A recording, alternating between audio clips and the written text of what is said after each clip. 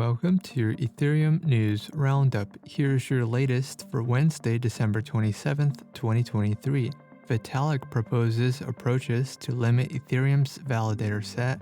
EIP 7212 transitions into the first Rollup improvement proposal to become final, and Thunder Terminal suffers an exploit. All this and more starts right after this message. This episode is sponsored by Harpy, an on-chain security solution for Ethereum-based wallets. Harpy helps you detect and prevent malicious transactions before they execute, safeguarding your assets from theft in real time. Secure your wallet for free at harpy.io/ETH daily.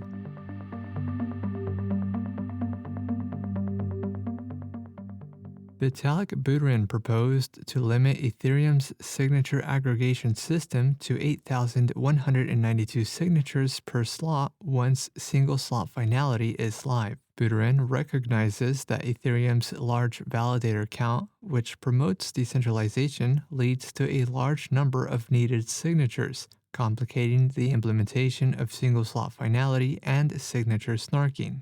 Buterin proposed three approaches to limit signatures. The first is prioritizing decentralized DVT staking pools by setting a minimum deposit of 4,096 Ether and a capped validator count, while also reducing slashing penalties.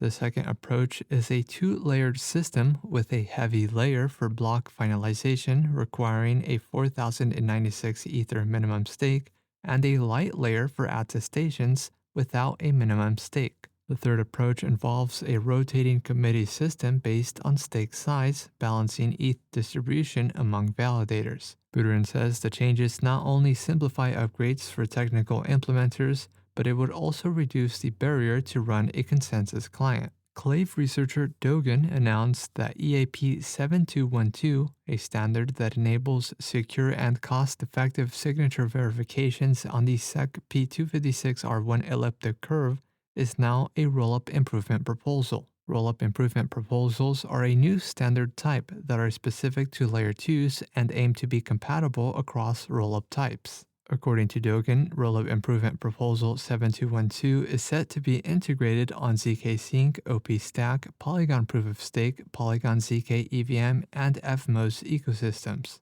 A last call for RIP 7212 is scheduled for January 4th.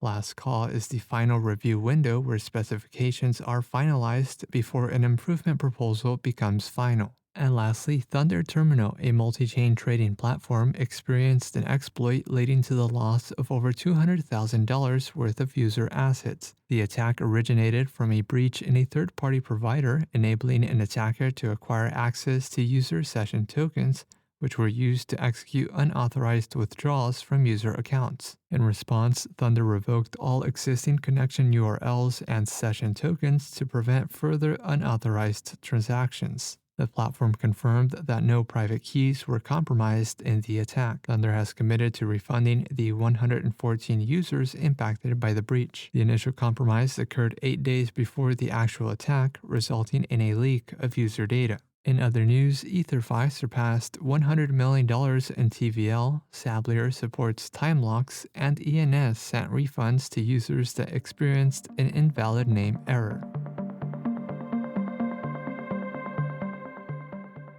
This has been a roundup of today's top news stories in Ethereum. You can support this podcast by subscribing and following us on Twitter at ETHDaily. Also subscribe to our newsletter at ethdaily.io.